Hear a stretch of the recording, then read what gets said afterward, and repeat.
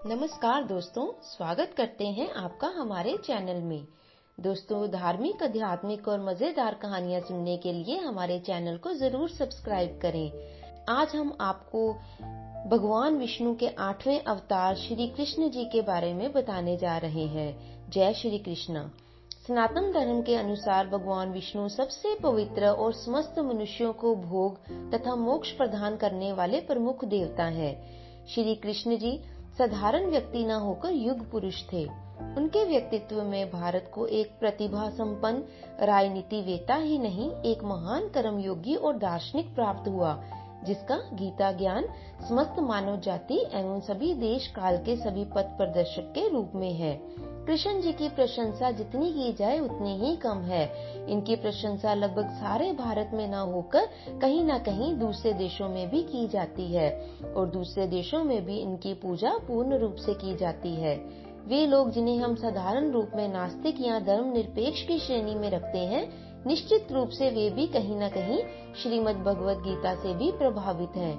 गीता किसने और किस काल में कही या लिखी गई, यह एक शोध का विषय है, लेकिन गीता को श्री कृष्ण जी से ही जोड़ा जाता है। तो आइए आज हम श्री कृष्ण जी के जन्म संबंधी कहानी सुनते हैं। जय श्री कृष्ण। द्वापर युग में पृथ्वी पर राक्षसों के अत्याचार लगभग बढ़ते जा रहे थे।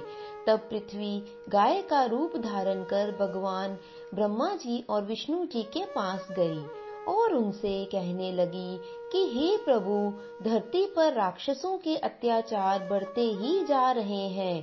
प्रभु, कृपया आप कुछ तो कीजिए। ब्रह्मा जी बोले कि हे नारायण, अब आपका पृथ्वी की रक्षा के लिए धरती पर 8वें अवतार के रूप में अवतरित होने का समय आ गया है। नारायण बोले कि ठीक है ब्रह्मा देव, मैं पृथ्वी का उद्धार करने के लिए मानव रूप में जन्म लूंगा। उस समय भोजवंशी राजा उग्रसेन मथुरा के राजा थे। उनका पुत्र कंस बहुत ही अत्याचारी स्वभाव का था। कंस ने उग्रसेन को राजगद्दी से उतारकर कारागार में डाल दिया और स्वयं राजा के सिंहासन पर बैठ गया।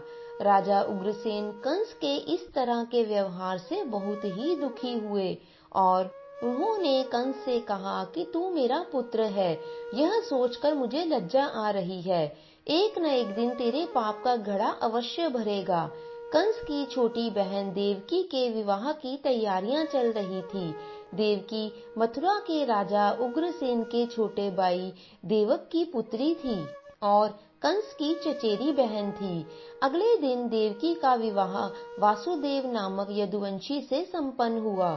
कंस ने वासुदेव से कहा कि महाराज, मैं अपनी बहन देवकी से बहुत प्यार करता हूँ, इसलिए अपनी बहन देवकी को मैं स्वयं रथ में बिठाकर उसके ससुराल विदा करके आऊंगा। वासुदेव बोले कि महाराज कंस, यह तो हमारे लिए बहुत ही सौभाग्य की बात है। कंस देवकी और वासुदेव को छोड़ने के लिए चल पड़ता है। देवकी के पिता देवक अपनी बेटी को बहुत संपत्ति और धन धान्य आदि देकर बहुत ही खुशी से विदा करते हैं। कंस देवकी और वासुदेव से वार्तालाप करते हुए अभी आधे रास्ते ही पहुंचा था कि रास्ते में एक आकाशवाणी होने लगी कि हे कंस, जिस देवकी को तू बड़े ही प्यार से ले जा रहा है, उसी में तेरा काल बसता है। इसी के गर्भ से उत्पन्न 8वां पुत्र तेरा वध अवश्य करेगा। कंस ने कहा, यह आकाशवाणी झूठी है, ऐसा नहीं हो सकता। देवकी की कोख से जन्मा 8वां बालक मेरा वध करेगा? नहीं, ऐसा बिल्कुल नहीं हो सकता। यदि ऐसा है तो मैं वासुदेव का ही वध कर देता हूँ।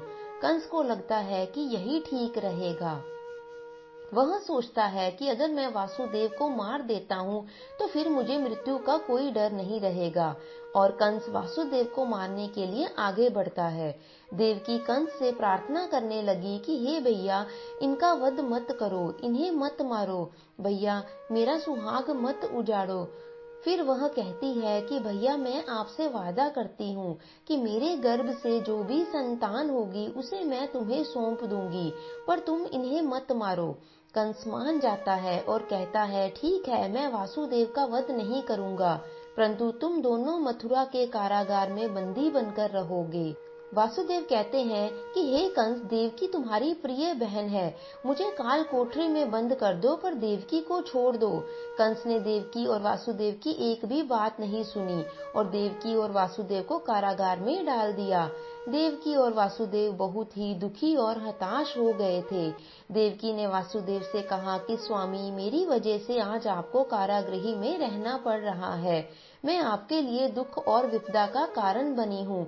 वासुदेव ने कहा, नहीं देवकी, ऐसा मत कहो, मैं तुम्हें पत्नी रूप में पाकर बहुत ही प्रसन्न हूँ।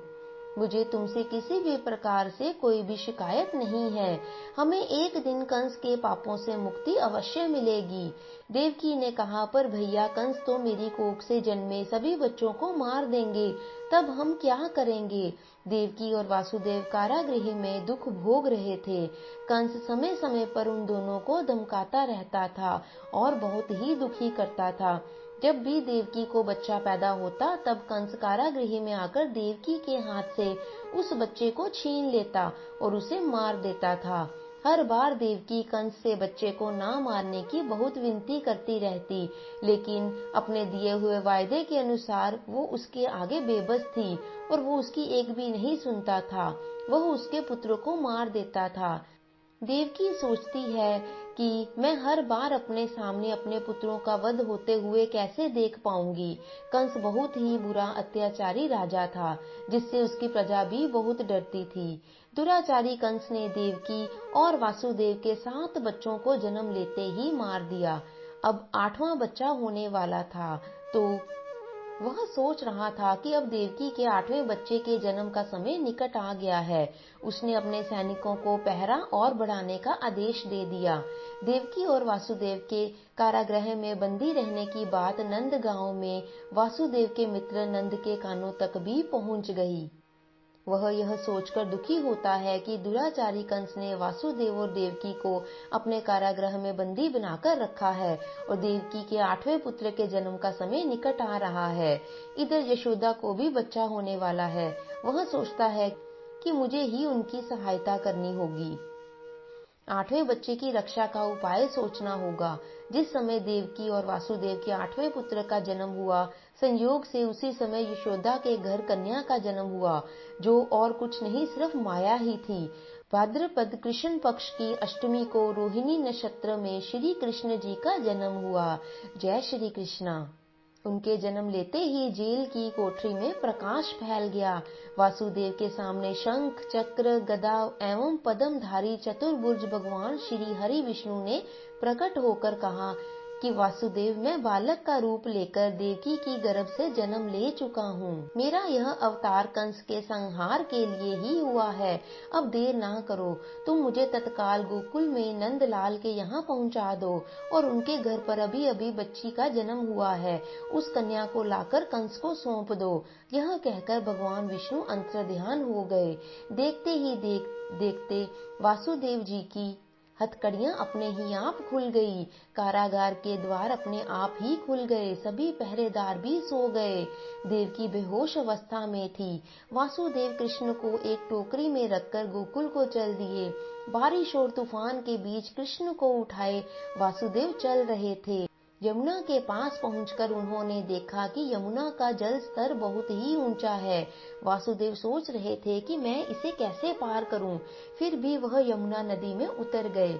यमुना का जल स्तर और ऊपर चढ़ता गया। यमुना नदी श्री कृष्ण जी के चरणों को स्पर्श करना चाहती थी। वासुदेव भगवान नारायण से प्रार्थना करने लगे कि आप मेरी सहायता करो।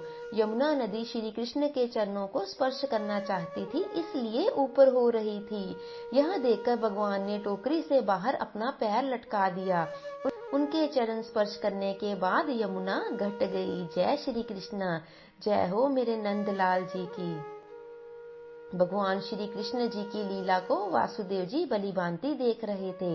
वह यमुना पार कर गोकुल में नंद के यहाँ गए। गोकुल में पहुंचकर नंद से बोले कि मित्र, मैं अपने बालक को तुम्हें सौंप रहा हूँ। यह बड़ा होकर मथुरा वासियों को कंस के अत्याचारों से मुक्ति दिलाएगा। लाओ मित्र वासुदेव, यशोदा अभी गहरी नींद में है, मैं इस बालक को यशोदा की बगल में सुला देता हूँ। नंद माया रूपी कन्या को वासुदेव के हाथों में दे देते हैं और कहते हैं कि ये लो मित्र, इससे पहले कि कंस कारागृह में पहुँचे, तुम जल्दी जाकर इस कन्या को वहां पर रख दो और शीघ्र ही तुम यहाँ से वापस लौट जाओ। वासुदेव ने कहा, तुम धन्य हो मित्र। वासुदेव वापस कारागृह में लौट आते हैं और उनके लौटते ही कारागृह के द्वार अपने आप ही बंद हो जाते हैं। वासुदेव के हाथों में हथकड़ियां स्वयं पड़ जाती हैं और सारे पहरेदार भी जग जाते हैं। किसी को कानो कान खबर भी नहीं होती है और उनको एकदम से जब बच्चे के रोने की आवाज सुनाई देती है तो वे जाकर कंस को इस बात की सूचना देते हैं। वासुदेव देवकी से कहते हैं, हमारे यहाँ 8वें पुत्र ने नहीं बल्कि पुत्री ने जन्म लिया है। उनकी यह बात सुनकर पहरेदार शीघ्र जाकर कंस को बताते हैं कि देवकी ने एक पुत्री को जन्म दिया है। कंस कहता है कि ऐसा कैसे हो सकता है, कोई बात नहीं, शायद मेरे प्रकोप से भगवान भी डर गए और पुत्र की जगह पुत्री का जन्म हो गया। यह तो विधि का विधान ही बदल गया, पर मुझे सावधान रहना होगा। मैं इस कन्या का भी वध कर दूंगा। वह कन्या को मारने के लिए कारागृह में पहुंचता है। देवकी कंस से उस कन्या को न मारने की प्रार्थना करती है और कहती है कि आपको तो मेरे 8वें पुत्र से कष्ट था, यह तो एक कन्या है। देवकी बार बार विनती करती रही। कंस ने देवकी की एक भी नहीं सुनी और उस कन्या को उसकी गोद से छीन लिया।